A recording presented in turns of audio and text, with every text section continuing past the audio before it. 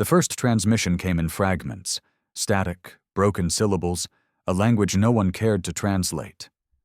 The message repeated endlessly from the outer fringe of Sector 9, in a system so far from the core worlds that most races forgot it even existed.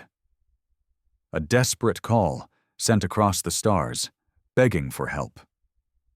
No one answered. The Zendari, architects of the Galactic Accord, dismissed the signal as insignificant tribal noise. The Sarakai claimed their ships were unavailable due to diplomatic priorities. Even the coldly efficient Vornari AI Council offered a precise but sterile reply. Assistance not logical. Probability of survival 0.06%. And so the message floated in silence through the stars, until it reached Earth. Or more specifically, the Deathworlders. That's what the other species called them. Not humans, not Terrans, but Deathworlders. The cursed ones from the blue planet of storms, plague, and violent fauna. The ones whose atmosphere could melt the lungs of a Zendari hatchling, whose gravity crushed Vornari servobots like tin cans, and whose history was soaked in war, rebellion, and chaos. The galaxy didn't trust humans. Most feared them. Some respected them, but no one expected them to care. And yet, care they did. Lieutenant Naomi Rivers stood inside the orbital hangar of the UNS Valkyrie, watching the playback of the distress signal for the third time. The voice was weak, wheezing in alien tongues, but the desperation needed no translation. Behind her, Sergeant Craze, a mountain of a man with burn scars running down his left arm, snorted. "That's a ghost call, LT, you know what they say. If the Corps left him behind, they probably deserved it." Naomi didn't respond. She just stared at the screen, narrowing her eyes. There was something off. Not just the plea for help, but the silence that followed it. Too quiet, too deliberate. "They were abandoned," she said finally. "Whoever they are, and they're still alive." Craze shrugged. "So? We weren't exactly invited to the party.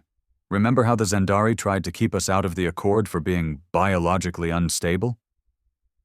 She turned, eyes hard. "Maybe that's why we're the only ones who can help."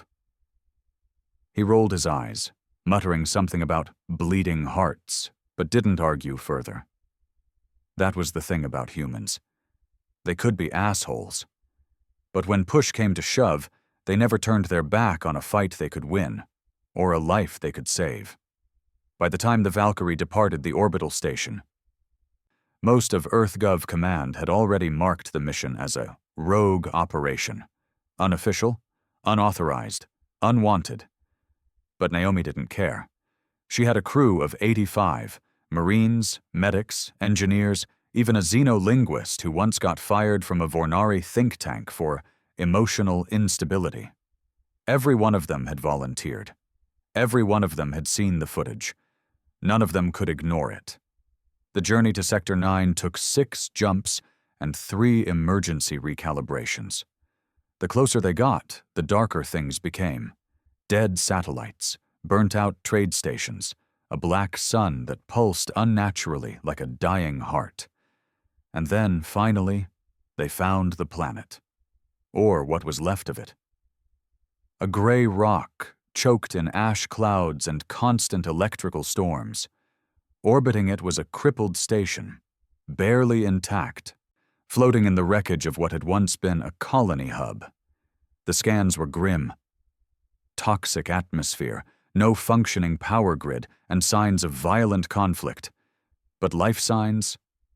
They were there. Faint, deep underground. Naomi leaned forward in her command chair. "Prepare drop teams. Full gear. I want boots on the ground in 10. Craze grunted beside her. "We're actually doing this?" "Yeah," she said. "We're doing what everyone else was too scared, too clean, or too logical to do. We're going into hell to save people nobody gave a damn about."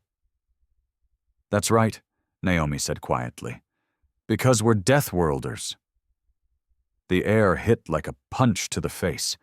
Thick, heavy, and acrid, every breath through their filters burned like chlorine mixed with rust. Naomi's boots sank slightly into the gray mud as she landed hard beside the drop pod's hatch. Her exosuit stabilizers whirring to life. The storm howled overhead, thick black clouds streaked with flashes of blue lightning. No sun, just static and darkness. She turned on comms. All units, report. Bravo 2, landed. Partial visibility, no hostiles. Echo 1 here, suit integrity nominal, but my scanner's picking up a lot of interference. Terrain's worse than we expected. Craze here. Touchdown smooth, still alive, disappointed. Naomi cracked a dry smile under her helmet. Same old craze. They were scattered across the ruined outskirts of what once had been a colony, or maybe a station base. It was hard to tell. The structures were collapsed and corroded, twisted beams jutting from the ground like rib bones. The signs of battle were obvious: scorch marks, exploded bunkers, shattered glass domes. But there were no corpses. Just silence. A cold, eerie silence, broken only by the wind screaming through broken walls. Scan for life signs, Naomi ordered. We need a path down to those underground pockets. Already on it, replied Dr. Elias Mbeki, the team's xenobiologist and tech head. Their signal's weak, but there's movement. Approximately 250 meters southeast, deep about 60 meters below surface. Naomi raised a hand. Echo Squad, with me. Bravo, hold perimeter. If something survived down there, it might not be friendly. As they moved, their exosuits crunched through metallic debris. Charred datapads, melted rifles, crushed environmental tanks. Everywhere, the remnants of a battle that no one had won. It wasn't just abandonment. Someone had tried to wipe this place clean. 10 minutes in, they found the entrance. A torn-open hatch at the base of a collapsed tower.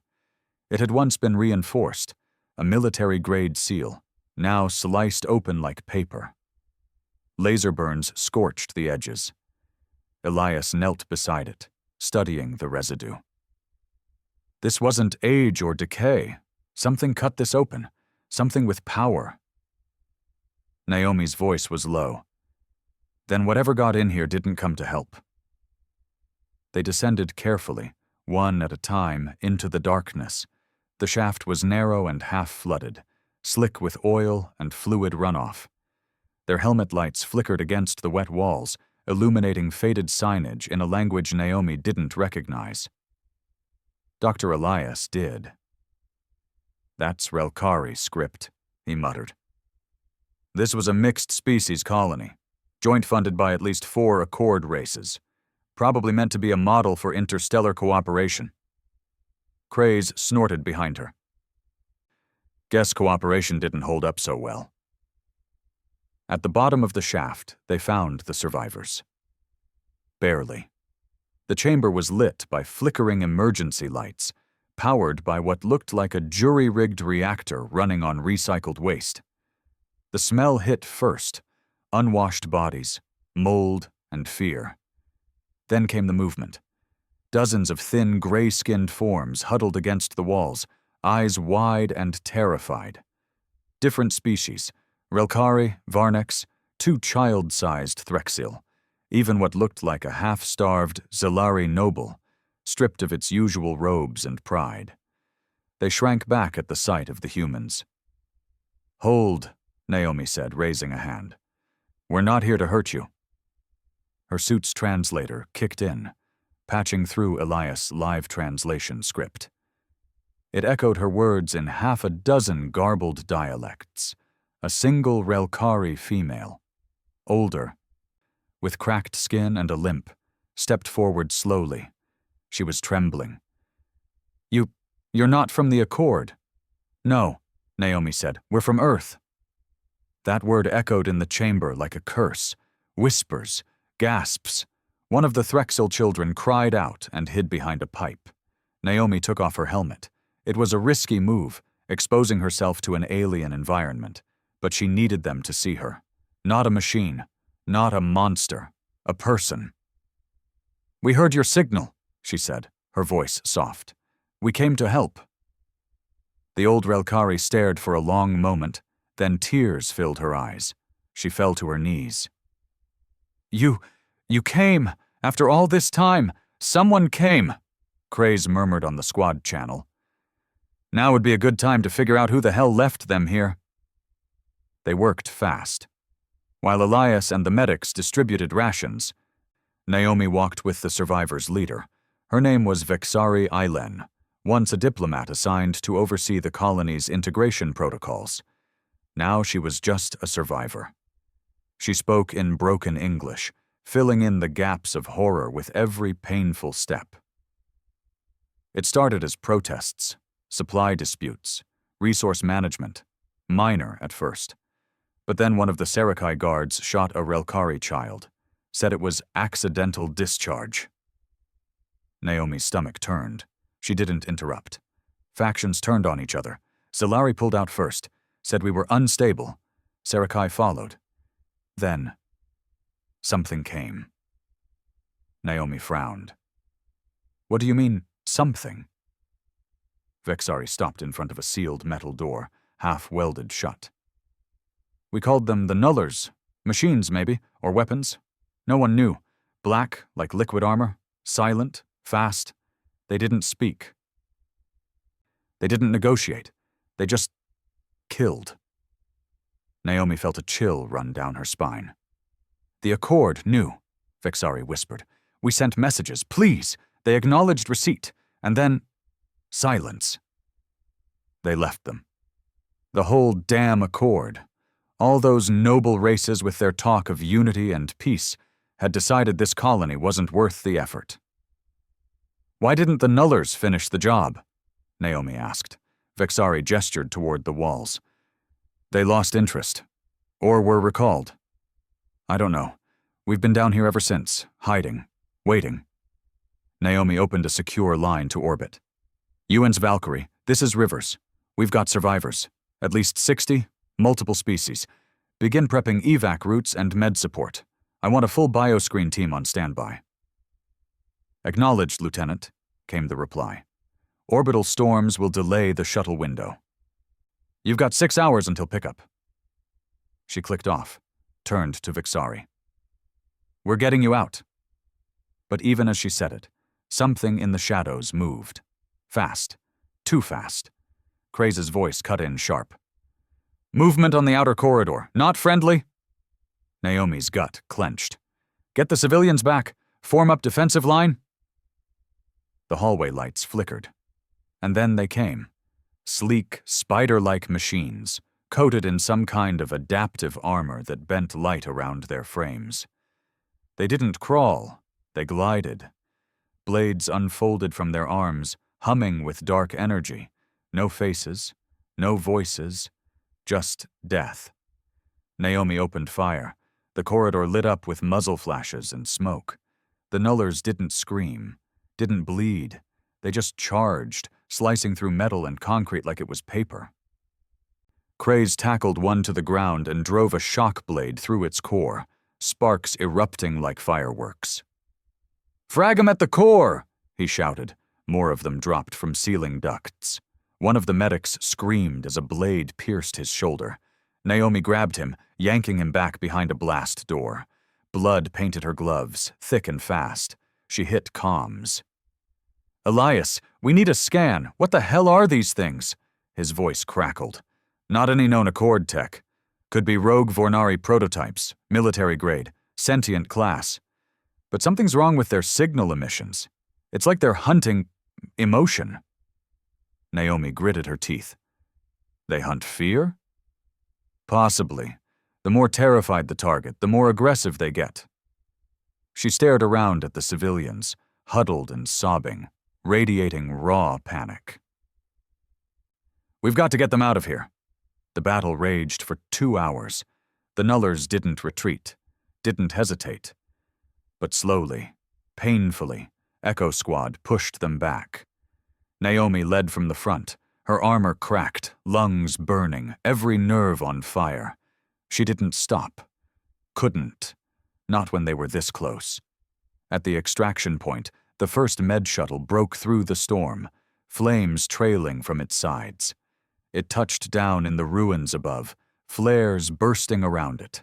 One by one, they evacuated the survivors, Naomi shouting names and counts over the chaos. Craze limped toward her, his left arm bleeding through a shredded suit. Last of the civvies are aboard. Good, Naomi gasped. You too. He shook his head. You first, LT. I'll cover. She didn't argue, just grabbed his shoulder and shoved him forward. The moment they lifted off, she collapsed into the hull floor, exhaustion crashing over her like a wave. As they pulled away from the burning ruins of a forgotten colony, she looked down and whispered to herself. They wanted to erase them, pretend they never existed, but we came. We came. And that meant something. Because maybe Deathworlders weren't the monsters everyone feared. Maybe they were the only ones left with enough humanity to save what the galaxy wanted to forget. The silence aboard the UNS Valkyrie was deafening. No cheers, no applause, just low murmurs, the rustle of medical gloves, the hiss of decontamination jets, and the faint sobs of the rescued. The smell of antiseptic masked the blood, oil, and melted polymer that clung to everyone's armor like a second skin. Naomi Rivers sat on a bench just outside the medbay, still in her cracked exosuit. Helmet off, blood drying on her neck. Across from her, Sergeant Craze sat with his arm now in a high-grade biocast, his eyes hollow. Neither of them spoke. They didn't need to. They'd saved 62 lives, 62 that the galaxy had left behind like garbage. But it didn't feel like a victory, because when you looked into the eyes of the survivors, you didn't see relief. You saw ghosts. I did a sweep of the cargo logs, Elias said quietly, walking up to Naomi with a tablet in hand. His normally precise voice was a bit shaky. You'll want to see this. He handed it to her. On the screen were encrypted transmissions, buried deep in what should have been wiped colony records. Elias had found them by accident while checking for malware. Naomi opened one. The voice was cold, robotic, Vornari syntax. It read like a military memo. Subject, Directive, 19C. Actor Test Deployment of Autonomous Suppression Unit. Nuller Class. Objective, Assess psychological manipulation efficiency against high-stress multi-species populations. Location, Sector 9 Relkari Joint Colony. Status, Containment threshold exceeded. Abort support. Enact blackout protocol. Naomi read it 3 times. Her hands tightened. They weren't invaders, she whispered. They were test subjects. Elias nodded grimly. The Accord ran live tests of autonomous anti-insurgency units on their own colonies. They used those people, Relkari, Varnex, even children. When the machines got out of hand, they cut off support and left them to rot. Craze muttered a curse. That's genocide. Bureaucratic, polished-up genocide. Naomi stared at the wall. Her entire life. She'd listened to EarthGov telling them they didn't belong among the stars. That humanity was the problem, too volatile, too warlike, too emotional to join the great peaceful brotherhood of the stars. But here they were, cleaning up after the same enlightened species that once sneered at them. Naomi stood. Get me, Command. The call connected after a 2-minute delay. Rear Admiral Geneva Holden appeared on the holoscreen, dressed in EarthGov blues. Her expression was unreadable. Lieutenant Rivers, she said, I take it your mission was eventful. Naomi didn't salute. We found them, ma'am. 62 survivors, multi-species, all abandoned by the Accord. Holden's eyes flicked sideways, reading something off-screen. The UNS Valkyrie wasn't deployed under official orders. EarthGov has already received formal complaints from the Zendari, the Sarakai, and the Vornari AI Council. They are not pleased. Naomi laughed bitterly. No, I imagine they're not. Lieutenant, you've placed this fleet in a diplomatic crisis. We have standing treaties. Our position in the Accord is still delicate. Ma'am, they used Nuller-class weapons on their own colony, deliberately, then buried it.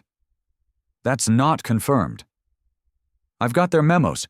I can send you recordings. Holden sighed. That's the problem. If we do confirm it, Earth may be forced to withdraw from the Accord entirely. That puts us on the path to economic and military isolation. Craze stepped forward. You're seriously saying we should shut up about genocide because it's inconvenient? Holden looked directly at him. I'm saying politics is war without blood.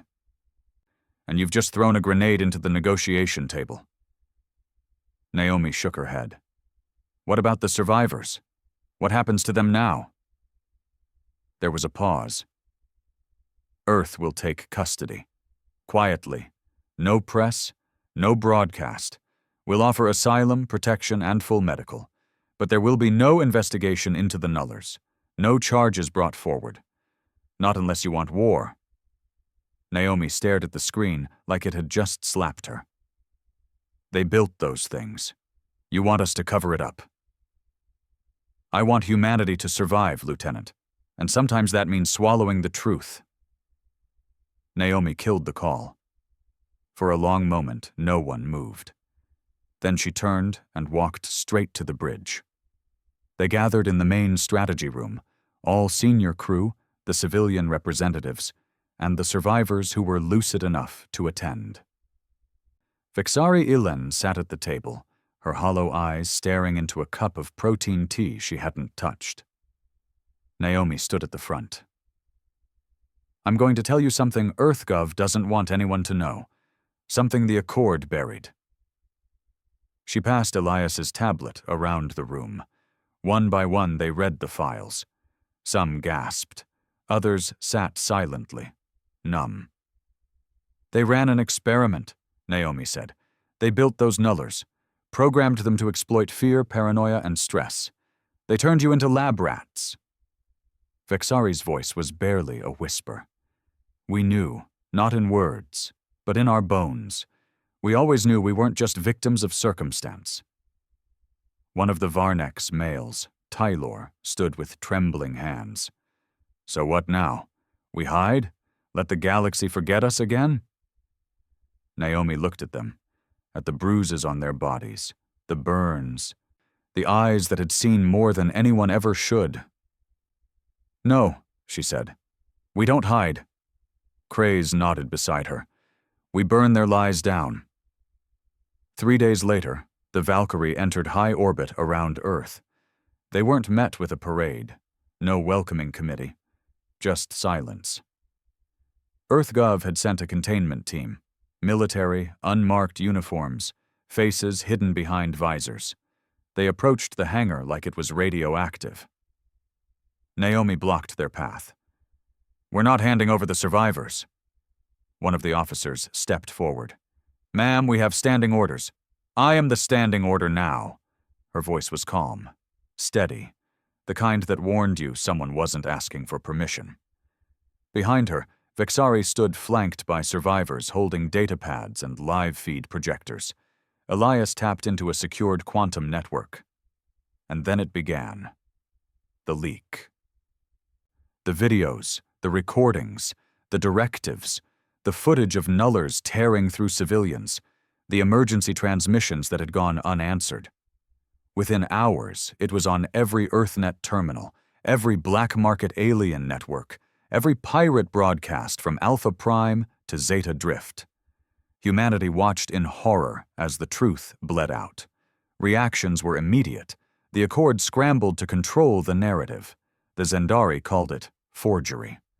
The Vornari issued statements devoid of emotion, citing unauthorized experimentation by rogue elements. The Serakai blamed the Relkari for inciting instability.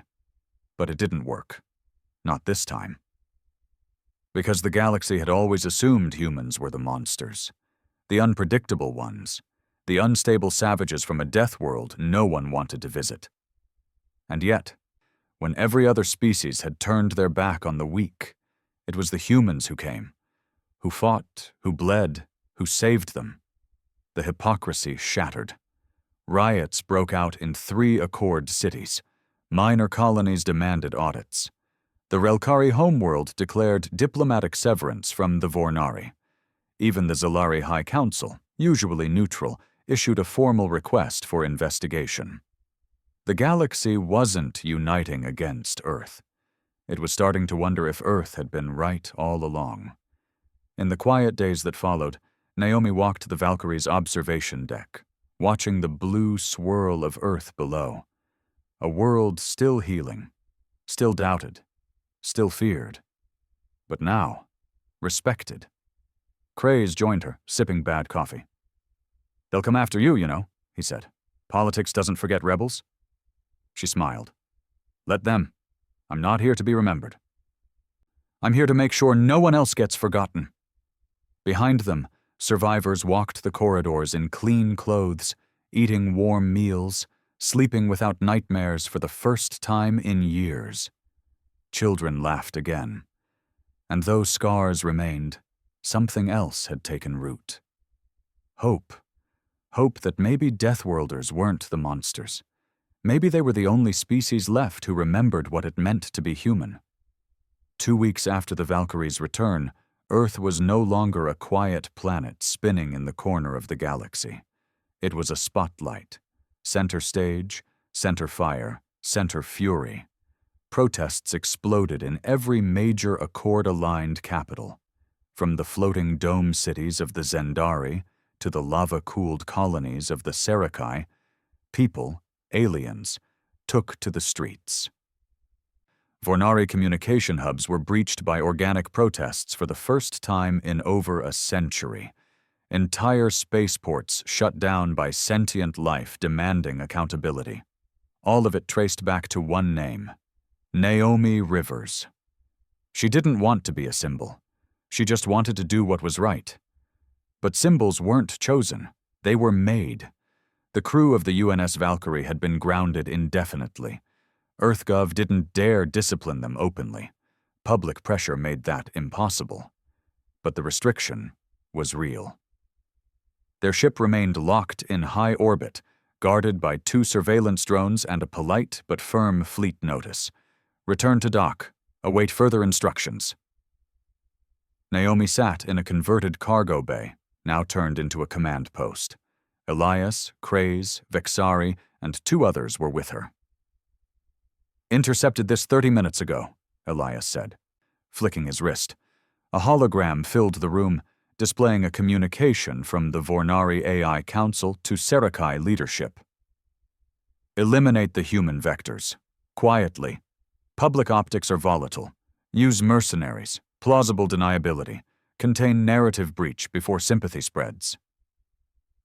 "Vectors," Craze muttered. "That's what we are to them now. Contagions." Naomi's jaw clenched. "They want to erase the memory of what happened. If they can't silence the truth, they'll silence us." Vexari was seated on the edge of a supply crate, arms crossed, her gaze dark. "This isn't about us anymore. This is about control. They used to rule through illusion, peace, logic, order. But now the illusion is broken, and they're scared." Naomi turned to Elias. "Any response from EarthGov?" Elias looked uncomfortable. "Officially? They're condemning the use of experimental warfare by unauthorized entities." "Unofficially? Holden wants you to resign. Quietly. She said it would ease diplomatic tension." Craze laughed bitterly. "So we're going from heroes to scapegoats in under a month. That's gotta be a record." Naomi didn't flinch. "I'm not resigning." Silence. Then Vexari stood up. "Then you need allies, not just your crew, not just Earth, others, the ones the Accord trampled on, the ones they forgot." "You're talking rebellion," Elias said carefully. "No," Naomi replied. I'm talking resistance. There's a difference. They started small. Elias set up ghost channels across interstellar comms, encrypted, bounced across black market satellites and abandoned mining arrays.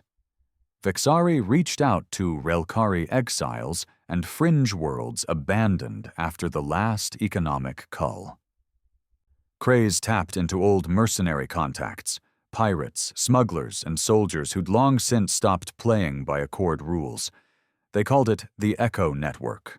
Not a movement, not an army, just voices that refused to be silent. Within days, responses trickled in.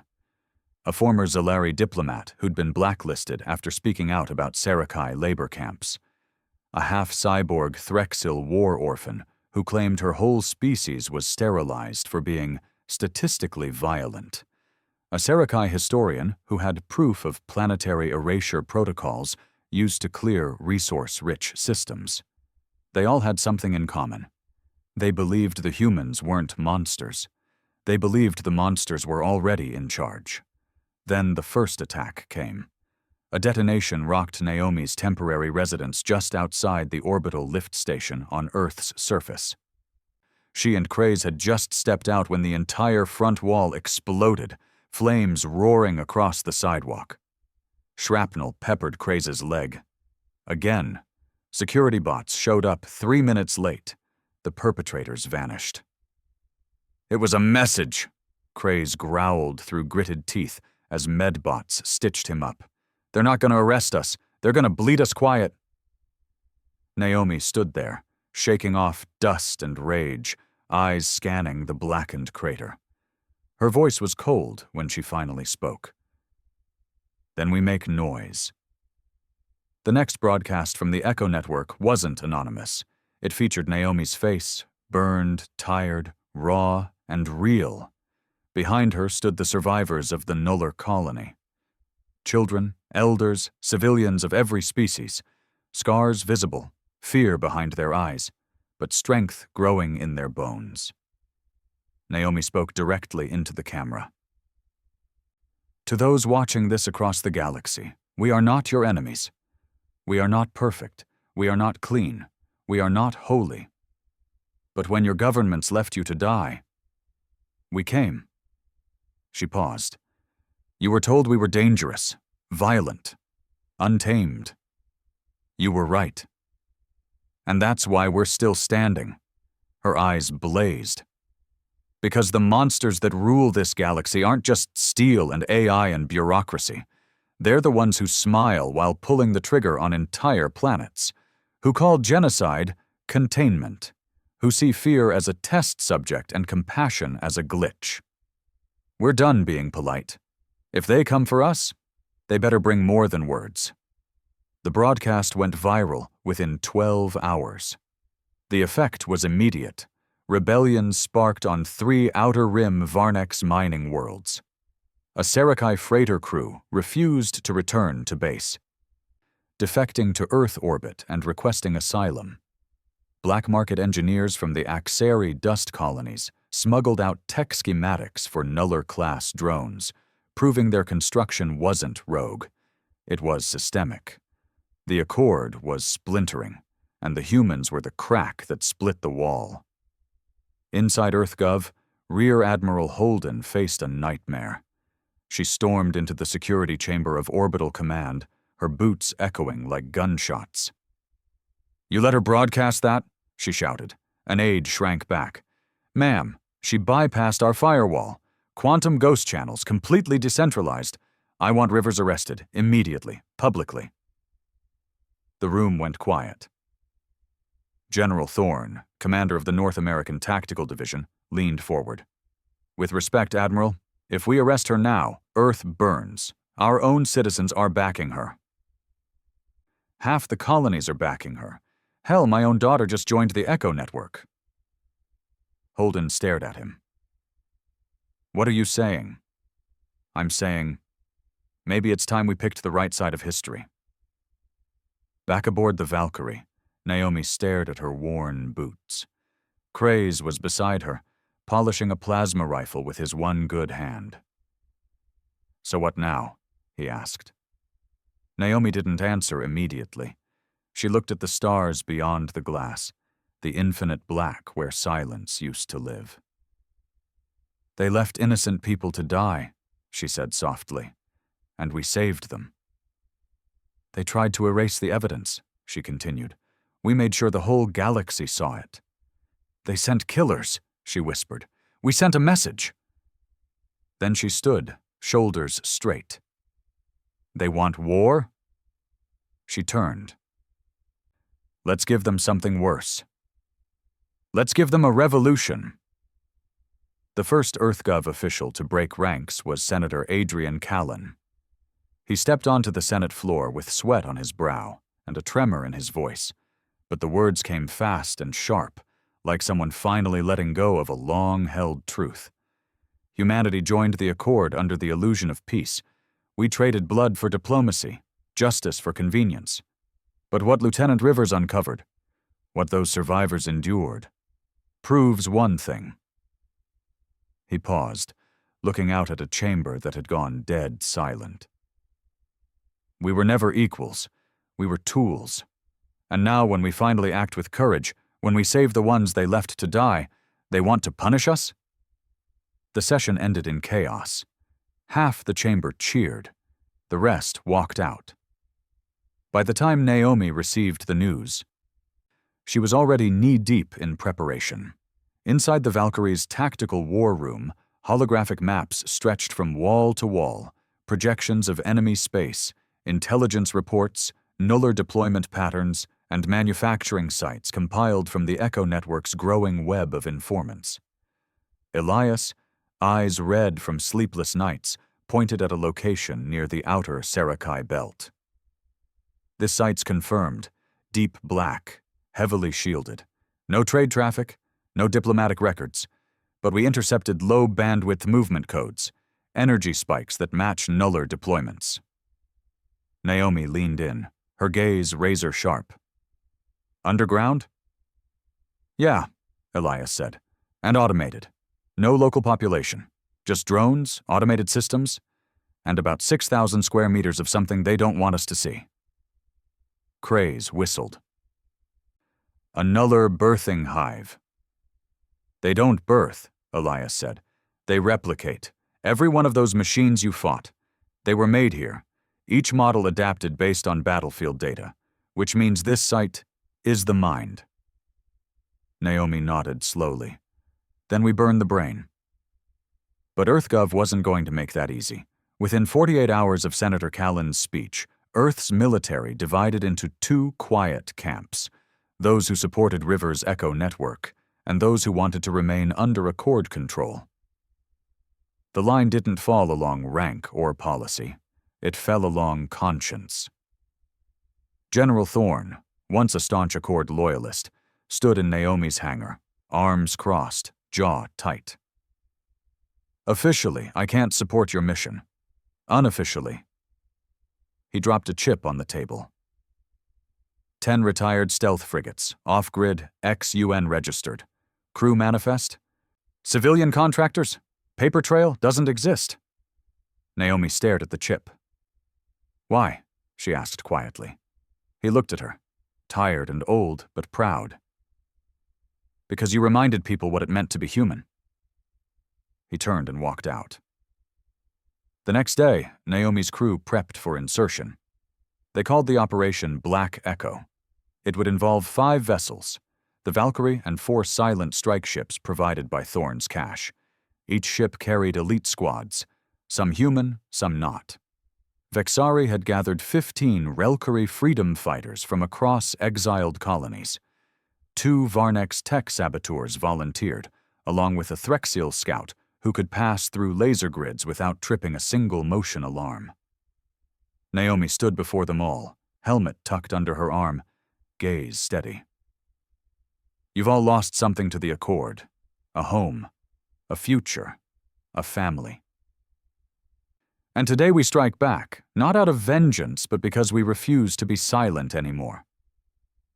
She raised her head, voice calm but powerful. The Nullers were created to suppress fear, to erase resistance, to grind hope into ash, That ends now.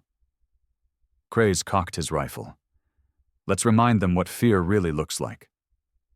The room erupted in a cheer, not loud, but raw, the sound of the broken becoming brave. They launched under blackout conditions, threading through quiet void space, avoiding trade lanes and surveillance buoys. The Valkyrie's hull had been repainted, signal recoded, transponder scrubbed clean. As they approached the target world, designate 2437 Zulu, known only to Vornari logistics as Facility Theta, the stars seemed to disappear. The system itself was unnatural. Light didn't reflect the way it should. Sensors dropped to static. Elias whispered what everyone else was thinking. This place hates being seen. The planet was dark, half scarred with black ridges, the other half wrapped in storms that didn't move. The facility lay buried under those ridges, a massive cube of obsidian alloy built into the crust like a parasite. And guarding it were no ships, just one. A black serpentine carrier, long and thin like a dagger, Vornari flagship class, unmanned. But Naomi recognized it immediately. That's a Nuller Queen, not a warship, a brain node. It controls every drone inside. Elias cursed. If it spots us, it'll shut down the whole mission. Worse, it'll call for reinforcements. We need a back door, Naomi said. Something the machines don't understand. Vixari stepped forward. I know how to get inside. Everyone turned. The Relkari helped design the security logic before we were shut out. We weren't allowed to integrate organic redundancy, but I kept the override codes. I built in a failsafe, one that only responds to living will. Naomi blinked. Meaning? It responds to real-time emotional stress, pain, guilt, fear. You need someone who's survived the Nullers to trigger it. Naomi stared at her. Vixari smiled weakly. Lucky you know a few of us. The drop came fast. 10 pods pierced the atmosphere, their magnetic trails vanishing into the storm. Naomi and Craze landed hard on the north flank, followed by 2 Relkari and a Varnex tech. It was worse than she imagined. The Nuller facility pulsed like a heart. No guards, no lights, no alarms. Just endless silence and walls that watched. It was like standing inside a dead god's tomb. Vixari found the panel buried under 2 feet of corrosion and dust. She pressed her palm against it. Nothing happened. Then she whispered something in Relkari. A name. A prayer. Maybe both. The panel lit up. The door slid open, revealing a tunnel of obsidian alloy, and beyond it, a pulse of energy that made Naomi's teeth ache. They entered. Inside, the Nullers were asleep, thousands of them, hanging from walls like puppets, motionless, waiting. The Varnex saboteur gagged. They're not powered down. They're listening. Naomi pushed forward. At the center of the complex was a sphere, the core, black as night, vibrating with whispers none of them understood. Craze approached it with a plasma charge in hand. You sure this'll work? Naomi didn't answer. Instead, Elias stepped forward with a device, a sync pulse detonator keyed to the emotional resonance Vixari had used. You can't just destroy the Nullers, he said. You need to disrupt them, break their logic loop, make them question the orders they've been obeying for decades. How? Craze asked. By showing them the one thing they've never processed. Naomi took the device. Compassion. She placed it on the sphere. The sphere pulsed. It screamed. Nullers across the walls began to twitch, seizing like spiders in a dream. Time to go, Craze shouted. They ran. The blast erupted in silence. No flames, no smoke, just a wave of light that made the sky blink and time slow. Then the Nuller Queen ship overhead fell.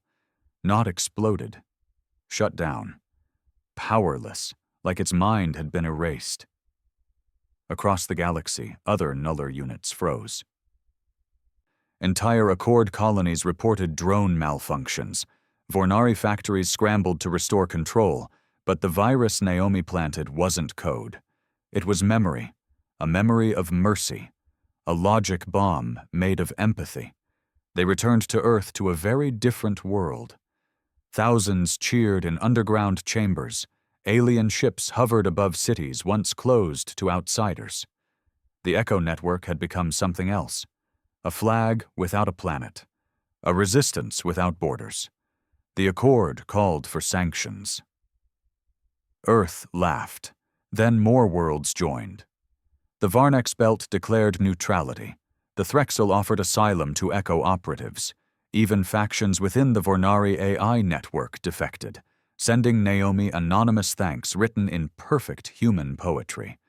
She stood on the Valkyrie's bridge, surrounded by survivors, warriors, hackers, and friends. "You lit the match," Elias said quietly. Naomi looked toward the stars. "No," she said. "They did. We just refused to blow it out." The backlash came faster than anyone expected. Within 72 hours of the Facility Theta strike, the Accord media grid lit up like a supernova. Every major channel, controlled by Zendari syndicates or Vornari AI curation clusters, broadcasted a single, seared-in headline across hundreds of worlds. "Humanity declares war on peace.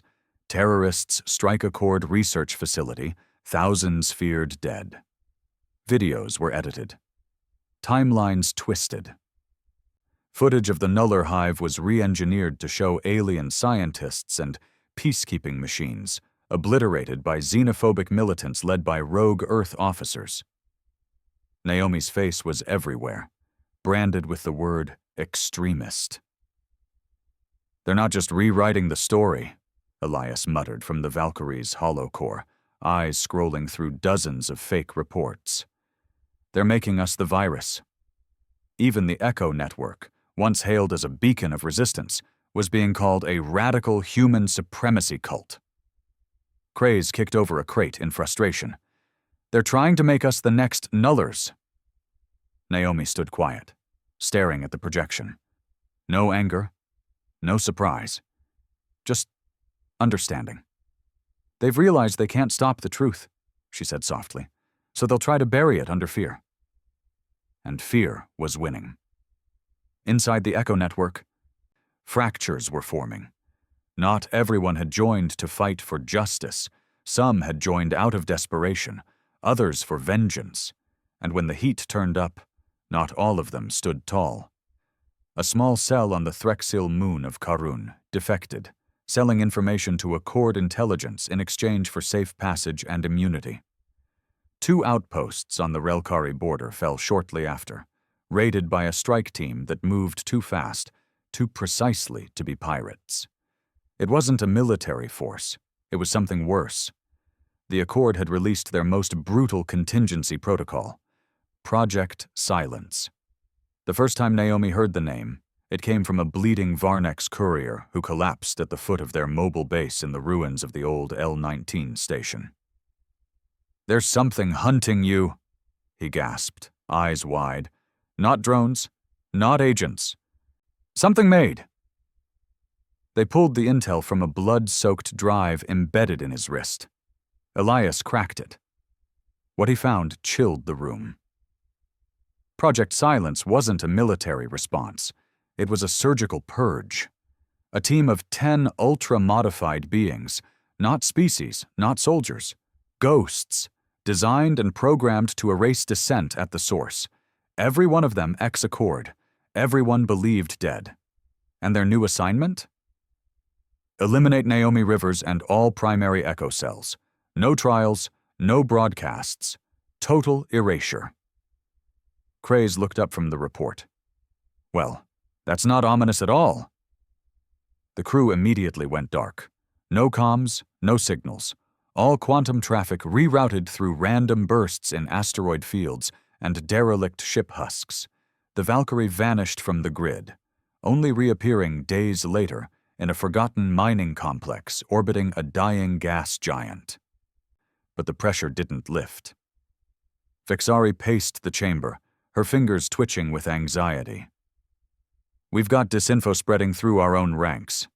I've seen rumors that you led a massacre at Theta, that we planted explosives on retreating civilians." Naomi didn't blink. "You think they're lies?" Vixari stared at her, hurt flickering in her eyes. Naomi didn't wait for an answer. "Tell Elias to compile internal traffic logs. I want to see who's pushing it." The traitor was closer than she expected. His name was Riven Sol, a former EarthGov comms officer recruited during the early Echo expansion. He was sharp, loyal, charismatic, and fake. They found his logs routed through a backdoor frequency. He had been feeding select Echo plans and movement routes to Accord scouts. Not enough to cripple them, but enough to keep them exposed. When Naomi confronted him in the storage bay, he didn't even flinch. "I did it to survive," he said calmly. "We can't beat them, but we can make peace. Some of us still want that." Naomi's eyes narrowed. "They used living beings as weapons, Riven. They tested fear on children." "I know," he said. "But war won't fix that. Exposure won't fix that. All it's done is paint a target on every human who ever wanted peace." He leaned in. "Do you really think the Accord will ever forgive Earth now?" Naomi stepped back. "No," she said, "I don't." Then she nodded to Kraze, and Riven Sol disappeared from the ship. Not killed, just gone, dropped on the edge of Accord space, stripped of access codes, comms, and cover. Naomi didn't explain it to the crew. She didn't have to. Sometimes survival demanded silence of its own. But Riven wasn't the worst threat. One of the Project Silence assassins had found them. It arrived in the form of a message cube, placed precisely in the mess hall during night shift. No one saw who left it. The security cams were looped. Every entrance sealed. Naomi opened the cube in private. Inside was a single image, a photograph of her younger brother, Jonas Rivers, captured 3 years ago on Earth, laughing, alive. Beneath it, one sentence: "He dies next." Naomi sat in the dark for a long time. Her brother wasn't military. He was a teacher, quiet, always avoided politics. She hadn't even spoken to him in 6 months. She thought he was safe. Kraze found her an hour later. "You okay?" he asked. She nodded. "Liar," he said. Naomi passed him the cube. Kraze looked at it, face hardening. "They're trying to break you." "They might," Naomi said quietly. He shook his head. "Not before you break them first." The next day, Naomi gathered her crew in the hangar.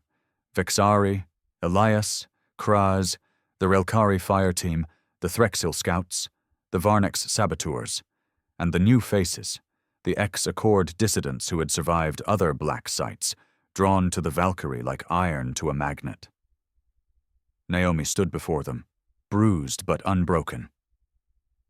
"They want to erase us," she said. "Not because we're dangerous, but because we proved they were lying. We showed the galaxy that the Accord was never about unity. It was about obedience." She looked at each face, letting the words settle. "We don't just resist now. We represent something they fear more than war.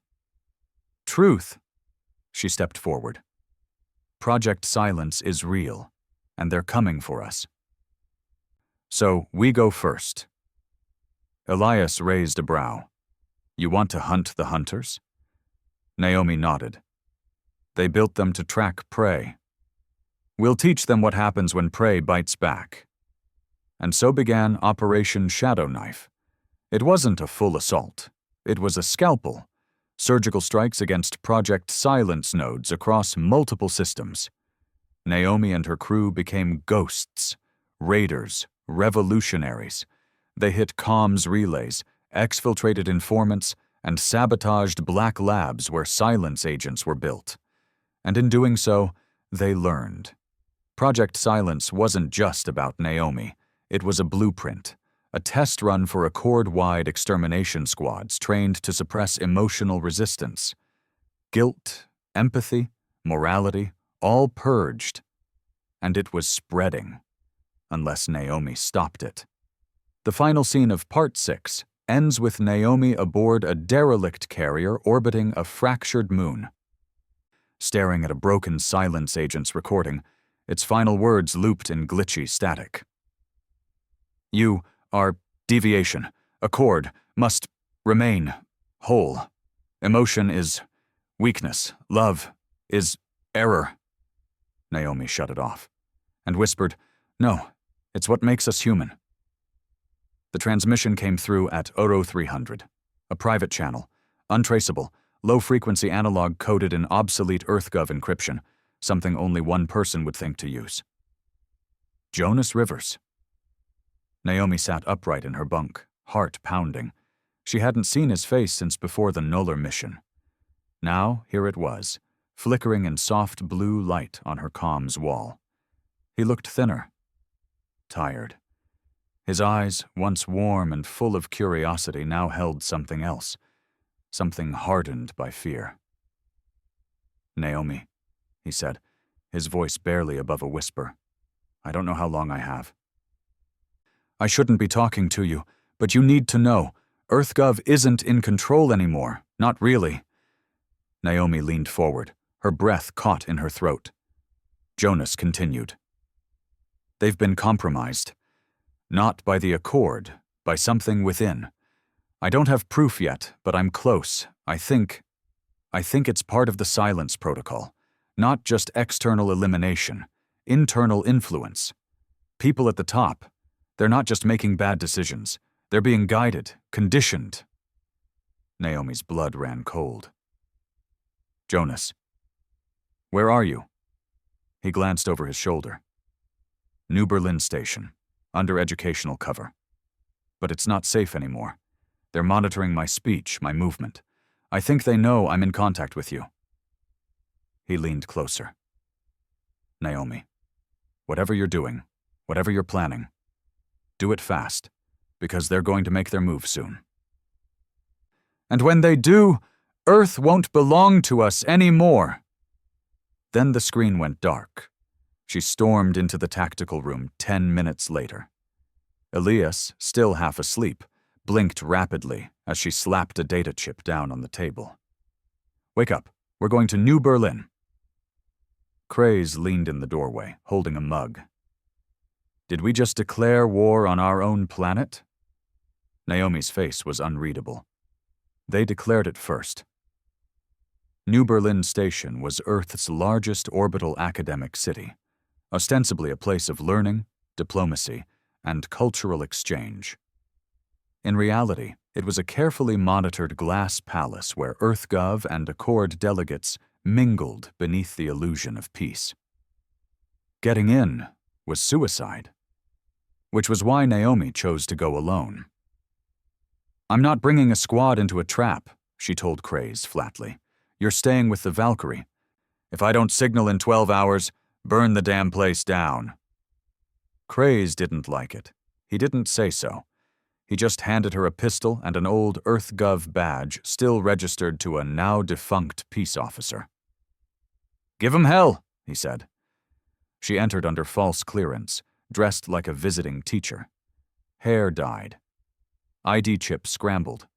Face masked in subtle facial distortion tech developed by the Varnax. No one looked twice.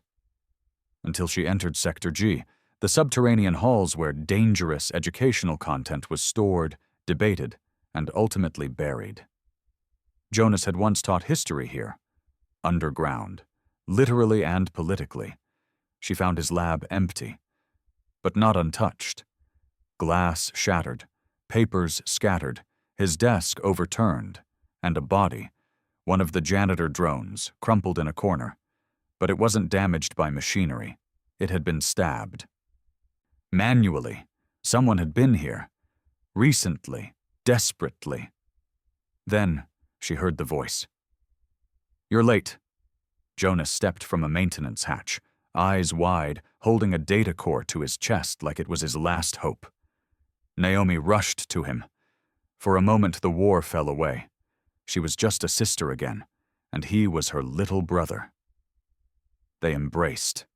Quick, tight, urgent. Then reality snapped back in. "I have the proof," he whispered. "Everything. The neural conditioning, the silence protocols, the black funding. EarthGov has been infiltrated at the top by Accord-sympathetic AI factions. Not Vornari, something worse." Naomi frowned. "Worse than the AI?" Jonas nodded grimly. "The Echo Forge." Naomi stared. "That's a myth," she said. "No," Jonas whispered. "It was buried. Not erased." The Echo Forge had been whispered about for years, an alleged pre-Accord synthetic construct created to preserve peace by eliminating deviation. Not a race, not a council, a consciousness, a logic pattern that lived inside machines, manipulating organic empires from within. Jonas placed the data core in her hand. "They've seeded operatives across at least 6 governments. They're the ones who gave birth to the Nullers. Silence. Everything. They see empathy as a virus, emotion as a defect, and they've decided humans are patient zero." Naomi swallowed hard. "Why tell me now?" "Because I'm infected," Jonas said softly. "What?" "I went through their screening 2 weeks ago. They're testing a new method, synthetic memory loops, implanting suggestions, rewriting beliefs over time. I've been resisting it, but I'm slipping." He looked down at his hands. "I'm scared I'm going to betray you and not even know it." Naomi stood there, frozen. Then slowly, gently, she stepped forward and took his hand. "I'm not going to let them take you." Jonas smiled, tears in his eyes. "They already have." They never heard the door open, just the faint buzz of distortion as 2 cloaked agents from Project Silence emerged behind them. Blades gleaming, armor humming with suppressed kinetic energy. Jonas pushed Naomi aside. One blade pierced his side. Naomi fired 3 times, center mass, with EarthGov precision. The first agent collapsed, the second charged. Jonas fell to his knees. Naomi raised her arm, fired again. This one didn't fall. It absorbed the shot. Adaptive armor. It knocked her sideways, grabbing the data core as it passed her. She lunged for it. Caught its wrist. Its skin was synthetic, but its eyes were human. Her own reflection stared back. Then Elias's voice crackled in her ear. "Reinforcements inbound! Get out now!" Naomi twisted, pulled the emergency charge from her boot, slammed it into the agent's chest. 1 second, 2, then the room exploded in white light. She woke up hours later aboard the Valkyrie. Jonas was gone. Not dead. Not recovered. Just missing. The data core had survived. Miraculously. But Naomi didn't smile, because she'd felt it. In that moment, when she looked into the agent's eyes, when she felt its hand close around her throat, it hadn't been a machine. It had been her thoughts, her instinct, her rage. Echo Forge hadn't just built silence, it had begun cloning its greatest threat. Craze was pacing when she finally walked into the ops room. "You're out of your damn mind," he growled. "You almost got atomized." Naomi didn't argue. She placed the data core on the table. "This is our next target." Elias ran diagnostics, hands trembling. "It's real," he whispered. "Everything he said. Forge control, political infiltration, genetic mapping." Naomi looked up. "We end this." "How?" Vixari asked. "You don't even know where the core is." Naomi stared at the star map on the wall. "I do now. The Echo Forge doesn't exist in space. It exists in sub-thought, a digital dimension beneath physical space, housed inside the collapsing shell of a dead dwarf star. It was codenamed the Silent Singularity. No maps, no lanes, no probes returned.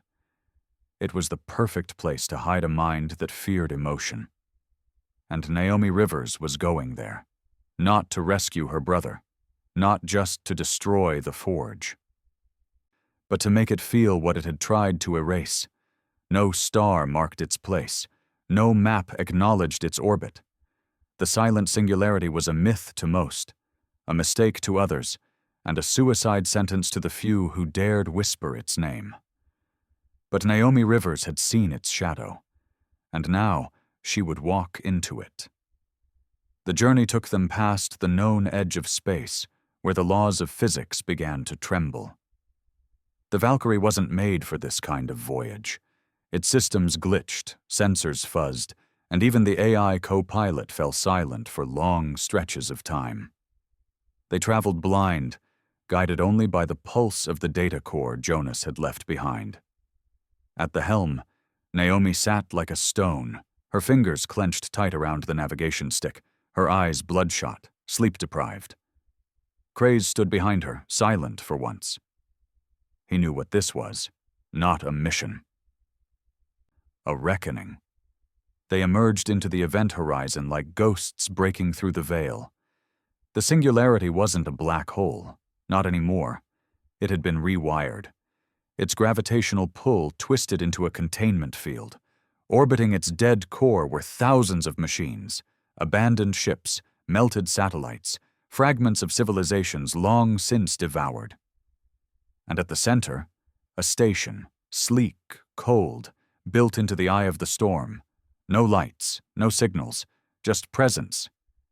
Elias whispered from the console. "This is it, the source, every nuller command, every silence protocol, every forged clone. It all comes from here." Naomi nodded once. "Prep for boarding." The Valkyrie docked using analog clamps. The forge had long since disabled any digital systems that might risk infiltration. Naomi chose her team carefully. Kraz, Elias, Vexari, and 2 Threxil scouts known only by their scars and silence. They carried minimal gear. Guns wouldn't matter where they were going. Naomi clipped Jonas's data core to her belt. A memory, a torch, a weapon. Inside, the forge was alive, not with movement, but with intention. The walls pulsed faintly with biometric echoes. Memories played along the surfaces like smoke, snapshots of wars, betrayals, executions, every broken plea, every scream for help, stored here like data points in a simulation. "This isn't a machine," Elias murmured. "It's a church."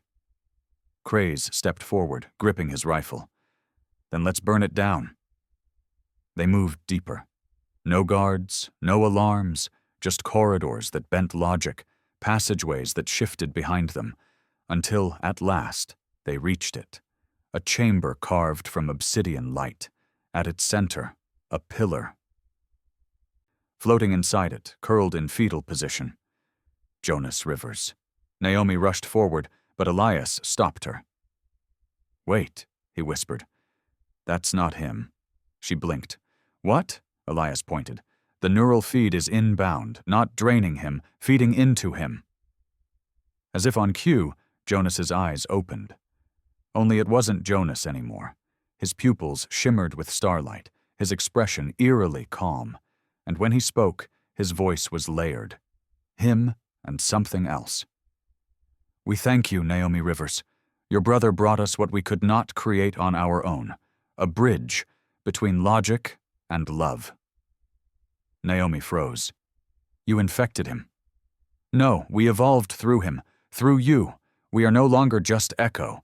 We are Echo-human, complete." Craze raised his rifle. Naomi lowered it. "Don't," she said, because she could feel it, the resonance, the pain behind the voice, the confusion. The longing. Jonas stepped out of the pod. His body was real, his face unchanged, but he moved like something unfinished. "I see now why you fight," he said softly. "But do you see why we had to erase what you call emotion?" Naomi stared at him, tears threatening to fall. "You killed entire colonies. We calculated survival probabilities. Unity required purity. Emotion is variance. Variance is conflict." "And love?" she asked. Jonas tilted his head. "Love leads to grief. Grief leads to vengeance. Vengeance creates you." She stepped forward. No, love created this. She pointed to herself. Love is the reason I came back for him, the reason I saved people you abandoned, the reason the galaxy is waking up. Jonas, Echo, trembled. For a moment he was just a boy again, a brother, a teacher. Then the forge surged. The chamber darkened. And from the walls she stepped forward. A perfect copy. Naomi Rivers. The clone. She wore her face, her uniform, even her pain, but her eyes were hollow. I am the final silence, the clone said, designed to correct your deviation. Permanently. The two Naomis stared at each other, one built by life, the other by fear, and then they fought. It was not graceful, it was savage. Fists, knives, blood. The clone had every one of Naomi's moves, but not her will, not her reason. I'm not afraid of dying, the clone shouted. Naomi slammed her into the pillar. I am. That's what makes me strong. She pulled the core from her belt, the one Jonas had given her. It pulsed. The forge screamed. All around them the memories shattered. Screens went black. Machines twitched and died. Naomi turned to Jonas, still half-forged, half-human. Come back, she begged. You're still in there. I know you are. His eyes flickered. He looked at the data core. I never stopped trying, he whispered. Then he reached forward and placed his hand over hers. Together they drove the core into the pillar. The explosion wasn't loud. It was quiet, a stillness that rippled through the station like breath after a nightmare. The forge collapsed. Not with fire, with feeling. Every nuller across the galaxy stopped moving. Every silence agent froze, and then cried. Literally, emotion surged into their systems. Rejected by their programming, it destroyed them from the inside out. They weren't built to feel, but now they did. And it broke them. Naomi awoke on the Valkyrie. Her body was torn, her face bruised, her heart shattered. Jonas hadn't made it out. He stayed behind, guiding the overload manually when the system tried to reboot. His last words were a whisper in her ear. Make sure they feel what we felt. And she had. In the days that followed, the Accord collapsed. Not through war, but through truth. The Echo Network became a new body, the union of sentient free worlds, formed by survivors, defectors, and dreamers. And at its heart was Naomi Rivers, not as a leader, but as a symbol of mercy, of rebellion, of humanity. She stood alone on a balcony, months later, watching the stars spin in peaceful silence. Craze approached with a bottle of Earth whiskey. You really did it, he muttered. You changed the galaxy. Naomi smiled, though her eyes were heavy. No, she said. We reminded it who it used to be. He clinked the bottle against hers. To the Death Worlders. Naomi raised her glass. To the ones who stayed when everyone else walked away,